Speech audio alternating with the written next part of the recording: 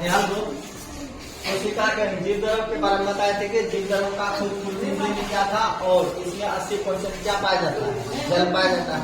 दूसरा बताए थे क्या चीज, कोशिका भित्ति के बारे में। किसके बारे में? कोशिका भित्ति। तो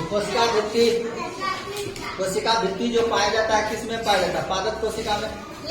और ये सेल्यूलोज का बना होता है, ये बताए थे। और तीसरा बताए थे तुमको कोशिका झिल्ली के बारे में। इसके बारे में कोशिका झिल्ली जो कोशिका को एक तरह से सुरक्षित रखता है, सुरक्षा प्रदान करता है। और चौथा बताए थे माइटोकॉन्ड्रिया। इसके बारे में माइटोकॉन्ड्रिया के बारे में। माइटोकॉन्ड्रिया का खोज किसने किया था? अल्टमेन ने।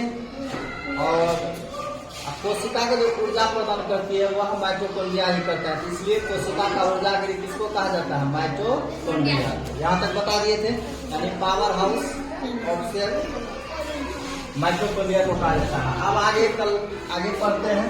4 को कल बता दिए थे, 5वां हम लोग पढ़ेंगे आज। क्या कोशिका के अंग का आगे बनाते हैं? अंतःपरद्रव जालिका। 5वां क्या है? अंतःपरद्रव जालिका, जिसको कहता है इंडोप्लाज्मिक रेटिकुलम। इंग्लिश में इसको कहा जाता है इंडोप्लाज्मिक रेटिकुलम। इसके बारे में देखो कुछ पॉइंट याद रखना है। यह कोशिका के अंदर आंतरिक सहायता देता है। कोशिका को आंतरिक सहायता का मतलब इसको मजबूती से रखता है। अतः इसे कोशिका का क्या कहते हैं? आंतरिक कंकाल। जैसे हम लोगों का मस्तिष्क है, मस्तिष्क के ऊपर क्या है? कंकाल है। कंकाल ही हम लोगों को सुरक्षित रखता है। अंतःपरद्रव जालिका 2 प्रकार का होता है। एक होता है स्मूथ अंतःपरद्रव जालिका, दूसरा होता है रफ। स्मूथ मतलब हो गया चिकना, रफ मतलब हो गया कड़ा। तो स्मूथ इंडोप्लास्टिक रेटिकुलम, ER का मतलब इंडोप्लास्टिक रेटिकुलम। और रफ तो स्मूथ वाला जो अंतःपरद्रव जालिका होती है यह कार्बोहाइड्रेट तथा वसा का निर्माण करती है, जबकि रफ वाला जो होता है यह प्रोटीन का निर्माण करता है। किसका निर्माण करता है? प्रोटीन। दूध से प्रोटीन मिलता है, तो प्रोटीन का निर्माण रफ इंडोप्लाज्मिक रेटिकुलम करता है, जो इस पर राइबोसोम होता है। अगला है कोशिका के अंग में राइबोसोम। अगला क्या है तुम्हारा? राइबोसोम। यह कोशिका के अंदर सबसे छोटा अंग है और यह प्रोटीन का निर्माण करता है। यदि पूछे प्रोटीन का निर्माण कौन करता है? कौन करता है? राइबोसोम। रफ वाला में भी राइबोसोम होता है, इसलिए यह भी प्रोटीन का निर्माण करता है। तो याद रखना है, प्रोटीन का निर्माण राइबोसोम करता है, इसलिए प्रोटीन का फैक्ट्री भी कहा जाता है। यदि कोई पूछे प्रोटीन का फैक्ट्री किसको कहते हैं? राइबोसोम को। किसको कहा जाता है? राइबोसोम। तो राइबोसोम में भी जो होता है क्या प्रकार का होता है? 2 प्रकार का। एक होता है 70S राइबोसोम, एक होता है 80S राइबोसोम। तो 70S राइबोसोम यह हल्का होता है, यह प्रोकैरियोटिक कोशिका में पाया जाता है, अविकसित कोशिका में पाया जाता है। 80S राइबोसोम यह भारी होता है, यह यूकैरियोटिक कोशिका में पाया जाता है। जैसे हम लोग में जो है, हम लोग यूकैरियोटिक कोशिका के अंतर्गत आते हैं और इसमें 80S राइबोसोम पाया जाता है। 80S ribosome. मनुष्य में कौन सा राइबोसोम पाया जाता है? 80S, याद रखना। उसके बाद अगला है कोशिका के अंदर गोल्जी बॉडी। क्या नाम है? Golgi body. गोल्जी बॉडी का क्या कार्य है समझो। इसकी खोज कैमिलो गोल्जी ने की थी, इसी के नाम से है। इसकी खोज कैमिलो गोल्जी ने की थी। यह पदार्थों का परिवहन करता है। पदार्थों का क्या करता है? परिवहन। हम लोग जो खाते हैं भोजन एक जगह से कहाँ जाता है? दूसरे जगह जाता है। तो भोजन खाते हैं, उससे प्रोटीन विटामिन जो भी है एक जगह से दूसरे जगह पहुँच जाता है। कौन पहुँच जाता है? Golgi body. कौन पहुँच जाता है? Golgi body. यह पदार्थों का परिवहन करता है। यातायात का साधन यदि मनुष्य में पूछे तो गोल्जी बॉडी याद रखना है। उसके बाद 8वां है तारका। 8वां क्या है तुम्हारा? तारका। तो तारका के बारे में जिसको इंग्लिश में कहते हैं सेंट्रोसोम। इंग्लिश में क्या कहा जाता है? सेंट्रोसोम। यह कोशिका का विभाजन करती है। कोशिका का जो विभाजन करती है वो तुम्हारा कौन करता है? तारका। कौन करता है? तारका। तारक का। देखो कोशिका का विभाजन हम लोग एक कोशिकीय है कि बहुकोशिकीय? मनुष्य कौन सा जीव है? बहुकोशिकीय जीव है। क्या है? बहुकोशिकीय। एक से अधिक रहता है, ठीक है। तो बहुकोशिकीय जीव है मनुष्य। यह कोशिका का विभाजन को हमारे शरीर के अंदर जो कोशिका का विभाजन करता है तो वो कौन सा पार्ट करता है? तारक, जिसको इंग्लिश में कहते हैं सेंट्रोसोम। और एक चीज याद रखना कि मस्तिष्क जो हमारा है इसमें कोशिका का विभाजन नहीं होता है।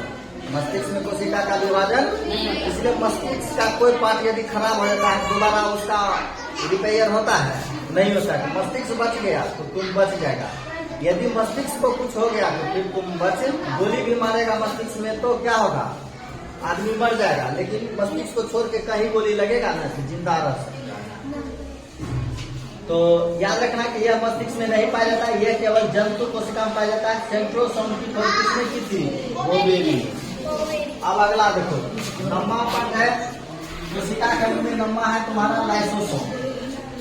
नम्मा में क्या है तुम्हारा लाइसोसोम। तो लाइसोसोम के बारे में क्या क्या याद रखना है, देखो यह कोशिका के अंदर पाचन का कार्य करता है। क्या करता है, पाचन, भोजन को पचाने में मदद करता है। ये कोशिका के अंदर पाचन का कार्य करती है। यदि कोशिका के अंदर कोई अंग काम नहीं करता है, कोई अंग काम नहीं करे, खराब हो जाए, तो उस अंग को लाइसोसोम क्या करता है, नष्ट कर देता है। नष्ट मतलब एक तरह से कहेंगे लाइसोसोम उसको क्या करता है, नष्ट करके खा लेता है। इसलिए इसे आत्महत्या का थैली कहा जाता है। क्या कहा जाता है, आत्महत्या का थैली। हमारे शरीर के अंदर कोई अंग काम नहीं करे या कोशिका मर जाए तो उसको खा लेता है, इसलिए लाइसोसोम को आत्महत्या का क्या कहा जाता है, थैली। प्रोटीन का फैक्ट्री, प्रोटीन का फैक्ट्री राइबोसोम को कहते हैं। आत्महत्या का थैली किसको कहते हैं, लाइसोसोम को कहते हैं।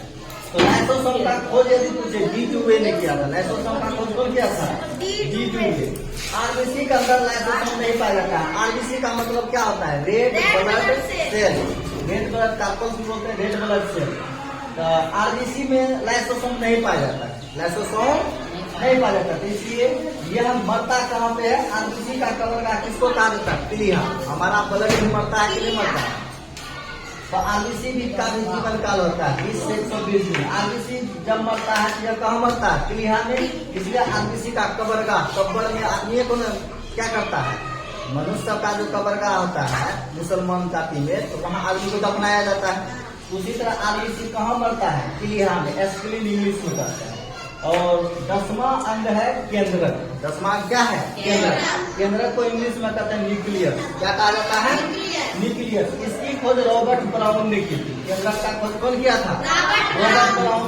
यह कोशिका को नियंत्रित करती है, मतलब कोशिका को एक तरह से संचालित करती है। जब इस अंग का कौन काम है यह चलाता है, यह कोशिका को नियंत्रित करती है। इसलिए इसे कोशिका का दिमाग कहते हैं। जैसे हम लोग सब दिमाग से काम करते हैं, उसी तरह कोशिका को कौन चलाता है, केंद्रक चलाता है। कौन चलाता है, केंद्रक, न्यूक्लियस इंग्लिश में बोलते हैं। इसमें 80% प्रोटीन पाया जाता है। 80% क्या होता है, बच्चा को ज्यादा प्रोटीन खाने से उसका दिमाग क्या होता है, तेज होता है। तो 80% प्रोटीन पाया जाता है।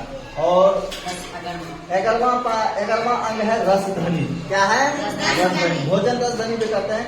यह जल को स्टोर करती है। यह किसको स्टोर करती है, जल को एक जगह केंद्रित रखती है, ठीक है ना। भोजन रसधनी होता है जल। अब शरीर के अंदर यह रसधनी, सुनो, रसधनी छोटे जीव में छोटा आकार का होता है, बड़े जीव में बड़ा आकार का होता है। बड़ा जीव है, बड़ा रसधनी होता है। जैसे ऊँट सब पानी पीता है, ज्यादा स्टोर करता है, उसका बड़ा रसधनी होता है। लेकिन एक यदि बिल्ली चूहा का बात करें तो उसमें क्या होता है, छोटा रसधनी, कमजोर पानी का स्टोर रहता है। तो जल का स्टोर जो करते हैं वो कौन करता है, रसधनी, वेसल्स इंग्लिश में कहते हैं।